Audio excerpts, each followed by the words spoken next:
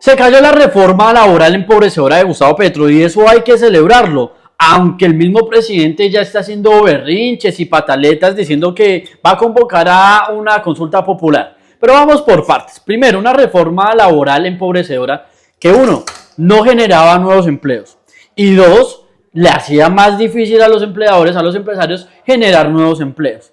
Pero más allá de eso es que tampoco logró conseguir acuerdos con el Congreso de la República, que es un vocero de todos los colombianos porque todos votamos por el Congreso de la República. No logra construir acuerdos para ningún tipo de reforma, a no ser que sea con la mermelada en la Cámara de Representantes y con su alfil, Armando Benedetti. Y entonces se le cae, entonces al mejor estilo bochornoso, de pataleta, de niño malcriado, entonces nos dice en una rueda de prensa hace unas horas que va a convocar una consulta popular. Nada más estúpido y tonto porque no la puede lograr ni tampoco la tiene tan fácil. Pero es que también nos echa el cuentazo de la consulta popular y que el voto popular está siendo afectado. Entonces vamos por partes.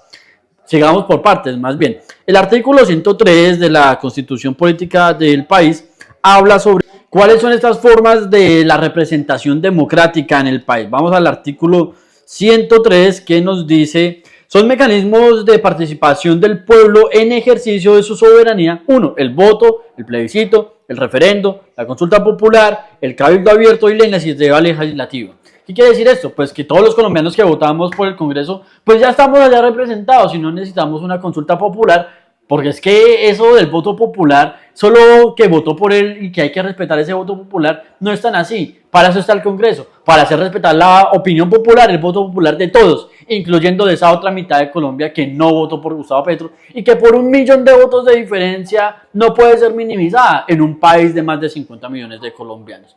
Pero entonces también no la tiene tan fácil, la tiene muy difícil, porque es que el mismo Senado de la República que le aprobó o que le está negando en este caso la reforma laboral, es el mismo Senado de la República que le tiene que aprobar una consulta popular. Y es el mismo que le tiene que aprobar cuáles son las preguntas explícitas que se tienen que hacer en una consulta popular, tal como la ley y la Constitución lo ordena. Preguntas explícitas. No es para aprobar ni para negar reformas a la Constitución, ni reformas a la salud, ni reformas laborales, etcétera, etcétera. Porque es el Congreso el que tendría que nuevamente volver a obedecer el mandato popular de una consulta popular.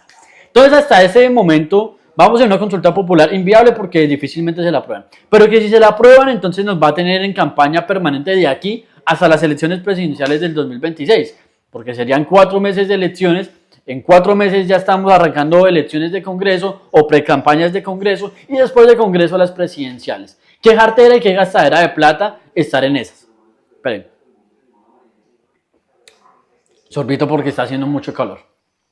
Pero entonces nos va a mantener en una consulta totalmente inviable, que muy probablemente se la nieguen, pero que si se la dan, entonces nos va a mantener a los colombianos en un clima de polarización y de elecciones y de campaña un año entero. ¿Qué gastadera de plata? No es más fácil ponerse de acuerdo con el Congreso, no es más fácil llegar a unos puntos de acuerdos con esa otra mitad de Colombia que no está de acuerdo con él, e inclusive muchos más, porque ya hay muchos petristas arrepentidos que le han dado la espalda a su gobierno por Benedetti, por la corrupción, por la falta de ejecutoría, etcétera, etcétera.